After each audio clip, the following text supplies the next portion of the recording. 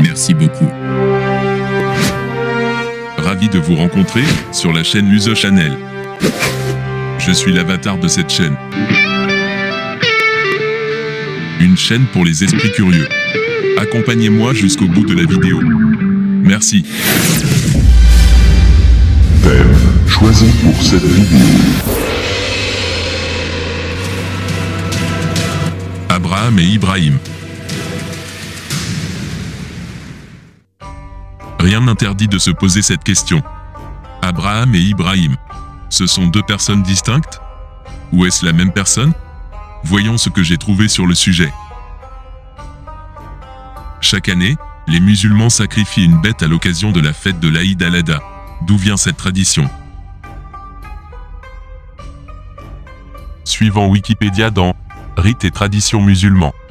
Cette fête commémore la force de la foi d'Ibrahim à son Dieu, Abraham dans la tradition judéo-chrétienne, symbolisée par l'épisode où il accepte de sacrifier sur l'ordre de Dieu son fils Ismaël, quoique le Coran ne précise pas s'il s'agit d'Isaac ou d'Ismaël.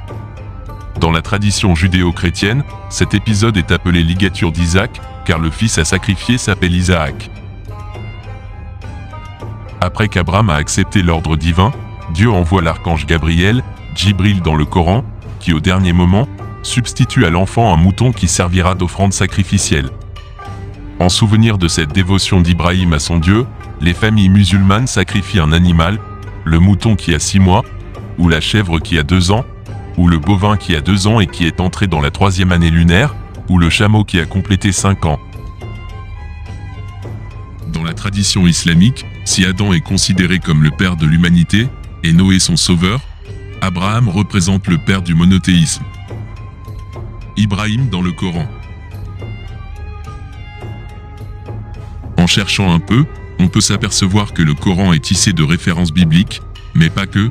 Il puise dans les écrits bibliques, la littérature juive, la littérature chrétienne. Le Coran recompose ainsi de nombreux récits pour délivrer un autre message théologique. Il est donc toujours intéressant de comparer les écrits bibliques et coraniques qui mobilisent les mêmes figures. C'est le cas d'Abraham, que le Coran appelle Ibrahim, vocalisation d'Abraham en arabe. Une remarque s'impose. Le prophète Ibrahim dans le Coran ressemble à s'y méprendre au patriarche Abraham dans la Bible. Quel est le lien entre les deux? Dans un premier temps, situons ce grand prophète qui a pour nom Ibrahim. Ibrahim est un personnage du Coran. Dans l'islam, il correspond au personnage d'Abraham de la Genèse. Il porte le surnom de Hanif et est communément appelé Khalil Allah, traduit par l'ami intime de Dieu, et Sayyidina Ibrahim, notre père, maître Ibrahim. Ibrahim est l'un des prophètes de l'islam et il joue un rôle essentiel dans la foi musulmane, l'islam se percevant comme la continuité de la foi d'Ibrahim. Celui-ci est généralement présenté aux musulmans comme le modèle du croyant, par sa soumission à Allah, et est commémoré annuellement par l'Aïd al-Adha. Les musulmans lui doivent aussi l'institution de la circoncision et la construction du temple de la Kaaba. Pour essayer de mieux analyser s'il y a des différences entre les deux personnages, ou tout au moins entre la version biblique et la version arabo-islamique, servons-nous de l'exposé de Zakaria Rani, qui est tiré d'une publication intitulée « Les récits abrahamiques, dans les traditions judaïques et islamiques ». Avant de continuer, et si le contenu de cette vidéo vous plaît, vous savez quoi faire. N'hésitez pas, abonnez-vous. Merci. Déjà, commençons par savoir qui est Zakaria Rani. Zakaria Rani est titulaire d'un doctorat en biologie, Université de Genève, et d'un doctorat en anthropologie, Université de Montréal. Il est professeur à l'Institut universitaire de la recherche scientifique, Université Mohamed V. Voyons ce que ce monsieur dit sur les différences ou les similitudes des deux versions sur le sujet. Commençons par la version biblique du récit abrahamique. La lecture de Genèse 16:2 nous renseigne sur la vie du patriarche Abraham. Sarah, sa femme, ne pouvant lui donner d'enfant, lui demande d'aller vers sa servante Agar, et Sarai dit à Abraham, « Voici, l'Éternel m'a rendu stérile, viens, je te prie, vers ma servante, peut-être aurai-je par elle des enfants. » Abraham écouta la voix de Sarai.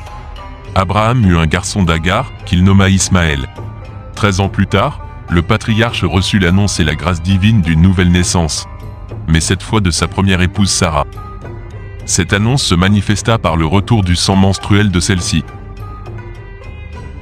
L'Éternel se souvient de ce qu'il a dit à Sarah, et l'Éternel accomplit pour Sarah ce qu'il avait promis. Sarah devint enceinte, et elle enfanta un fils à Abraham dans sa vieillesse. Abraham donna le nom d'Isaac au fils que Sarah lui avait enfanté. Genèse 21, 1, 3. C'est la naissance miraculeuse d'Isaac, l'enfant de la promesse, avec qui Dieu, écartant Ismaël, va faire alliance. Le signe de cette alliance est donné, non seulement par la naissance extraordinaire, mais aussi, et surtout, par le sacrifice de son fils unique, Isaac, que Dieu demande à Abraham. Le sacrifié est sauvé en dernier lieu, en le remplaçant par un bélier céleste.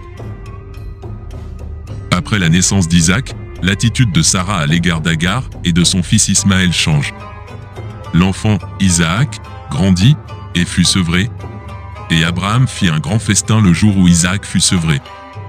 Sarah vit rire le fils qu'Agar, l'Égyptienne, avait enfanté à Abraham. Et elle dit à Abraham, « Chasse cette servante et son fils, car le fils de cette servante n'héritera pas avec mon fils, avec Isaac. » Genèse 21, 9, 10. Face à cette demande pressante de Sarah, Abraham hésite, mais finit par se résigner. Il renvoie Agar et son fils vers le désert. Voyons maintenant la version arabo-islamique. L'analyse du récit arabo-islamique d'Abraham se base surtout sur la tradition post-coranique. Car, à l'inverse de la Bible, le Coran ne détaille pas la vie du patriarche et de sa famille. Le Coran fait une place importante à Abraham, le père des croyants et l'ami d'Allah. Il est l'un des 4 grands messagers, avec Moïse, Jésus et Mohammed.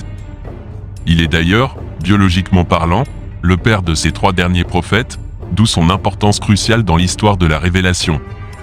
Ce sont en particulier les versets révélés dans la seconde période de la vie du prophète, après son émigration de la Mecque à Médine, qui évoquent son rôle dans la tradition prophétique et la fondation de la croyance en un Dieu unique. Ces versets médinois parlent également de son fils Ismaël qui restaura à ses côtés le temple de la Kaaba. Pour la séquence des événements caractérisant généralement la vie du patriarche et de sa famille, appuyons-nous sur le récit qu'en donne l'historiographe arabe du IXe siècle, Mohamed ibn Jarir al-Tabari. Or Abraham acquit de grandes richesses et il désira avoir de Sarah un enfant, mais il n'en eut aucun. Sarah dit alors à Abraham, « Tu n'auras point d'enfant de moi. Si tu veux, je te donnerai Agar, peut-être auras-tu d'elle un enfant. » Abraham répondit, « J'y consens. » Lorsqu'Agar accoucha d'Ismaël, Abraham fut rempli de joie. Mais Sarah éprouva de la colère et une violente jalousie. N'étant plus maîtresse d'elle-même, elle eut des querelles et des disputes avec Abraham, et elle lui dit des injures. Les choses allèrent à un tel point que le cœur d'Abraham poussa des gémissements vers Dieu, et se plaignit de Sarah. Abraham resta d'abord sans savoir que faire, ni quel moyen employer dans cette conjecture. Il se leva ensuite, emmena Ismaël et Agar, prit un peu de nourriture et de boisson et se dirigea vers le désert. Lorsqu'il eut fait un peu de chemin, Gabriel se présenta devant lui en disant « Où vas-tu ? Et où conduis-tu cet enfant ?»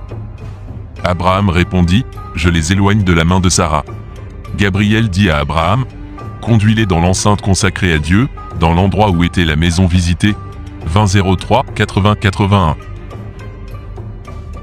Mais arrivé dans l'endroit indiqué, l'emplacement du sanctuaire de la Kaaba, Abraham réalisa qu'il était complètement désert. Après quelques hésitations, il finit par laisser Agar et Ismaël dans ce lieu inhospitalier, avec une outre d'eau et quelques provisions. L'eau dont il disposait s'épuisa, ainsi que les provisions.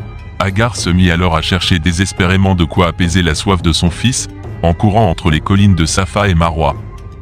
Ismaël se mit à pleurer et ayant frappé du talon contre terre, une source en jaillit miraculeusement. C'est la source de Zamzam considérée comme sacrée et utilisée par les pèlerins. La tribu de Jorom, à la recherche de sources d'eau dans la région, finit par s'établir auprès d'Agar et son fils. L'enfant grandit parmi eux et épousa l'une des leurs. Plus tard, sur un ordre divin, Abraham se rendit à la Mecque auprès de son fils pour bâtir le temple de la Kaaba. Concernant le sacrifice qu'accepte de faire Abraham de son fils, le Coran en évoque quelques épisodes, mais sans que le nom du fils promis à l'immolation soit précisé. Le Coran rapporte que le prophète Abraham eut une vision nocturne au cours de laquelle il se vit immolant son fils. Quand ce dernier parvint à l'âge actif, Abraham lui dit « Mon enfant, je me suis vu en rêve, t'égorger. Examine quelle partie prendre. » Le Coran présente un fils totalement soumis à la volonté de Dieu. « Père, faites ce dont vous avez reçu commandement. Vous me trouverez, si Dieu veut, patient entre tous. » Ayant ainsi tous deux manifesté leur soumission, il le jeta à terre sur la tempe. Dieu alors, pour récompenser Abraham et son fils de leur profonde foi et de leur soumission, remplaça le fils par un bélier. Alors nous l'appelâmes « Abraham, tu as avéré la vision. » Ainsi les bels agissants, nous rétribuons. Ce n'était là qu'épreuve d'élucidation. Nous le rachetâmes contre une prestigieuse victime. Une première comparaison entre les récits bibliques et coraniques permet de soulever une question cruciale pour notre analyse structurale. Pourquoi ce détail, concernant le nom de la victime, si important pour le récit biblique, n'est pas évoqué par le Coran? Il y a lieu de croire que le nom du fils promis à l'immolation n'est pas pertinent pour le récit coranique, car le sacrifice n'a pas de conséquences électives. Il n'est qu'un exemple de foi et de soumission à Dieu. Il n'existe nulle mention dans le Coran que les fils d'Abraham donneront naissance à des nations ou à des peuples différents. Le nom du fils promis au sacrifice n'est pas spécifié dans le Coran. Qu'en est-il de la tradition post-coranique? S'agit-il d'Isaac ou d'Ismaël? La première principale transformation, qui s'établira dans la tradition musulmane par rapport à la version biblique du récit abrahamique, concerne le nom du fils voué au sacrifice. Il s'agit d'Isaac dans celle-ci, d'Ismaël dans celle-là. L'ambiguïté du sacrifice, que le Coran n'explicite pas, n'est pas levée non plus par le hadith. L'auteur, pour confirmer son hypothèse, s'appuie sur un hadith où le prophète Mohammed est appelé par un bédouin, fils des deux égorgés. Ce hadith laisse supposer que c'est Ismaël qui était destiné au sacrifice. Le second immolé n'est autre que le propre père de Mohammed, Abdallah. L'authenticité de ce hadith reste toutefois suspecte, puisque d'autres hadiths désignent également Isaac comme la victime. C'est surtout la tradition musulmane tardive qui va dissiper irrémédiablement cette ambiguïté et attribuer sans le moindre doute le rôle du sacrifié à Ismaël. Contrairement à la Bible, le texte coranique ne fait aucune allusion au lieu de l'immolation. Mais dans la tradition post-coranique, l'idée que le sacrifice ait eu lieu à la Mecque a été largement acceptée. Circoncision et alliance. L'épisode de la circoncision est relaté dans Genèse 17, 9, 14, et Dieu dit à Abraham, « Et toi, tu garderas mon alliance, toi et la semence après toi, en leur génération. Que tout mâle d'entre vous soit circoncis. » Si le Coran ne fournit aucune indication à propos de la circoncision, la tradition musulmane post-coranique en fait, quant à elle, le symbole d'une autre relation bien particulière, après celle du sacrifice, entre le père et son fils. Conclusion. Dans les deux religions, judaïque et islamique, Abraham est considéré comme un père. Toutefois, une conception différente de cette appartenance les sépare. Dans le judaïsme, la généalogie abrahamique reste absolument nécessaire à la représentation religieuse, où l'Isaac et l'Israël spirituel ont remplacé l'Isaac et l'Israël charnel. Ainsi, le judaïsme se veut l'héritier non seulement spirituel, mais également physique du patriarche. Dans le Coran, la descendance par Isaac n'est pas moins marquée que celle par Ismaël. Le don prophétique de celui-ci ne dépasse aucunement le legs de celui-là. Judaïsme et islam ont chacun élaboré leur version de l'arbre généalogique d'Abraham, chargeant de connotations positives ou négatives Sarah et Agar, Isaac et Ismaël. Agar, la servante étrangère, devient l'épouse noble et pure. Ismaël est l'aîné, mais Isaac est l'élu.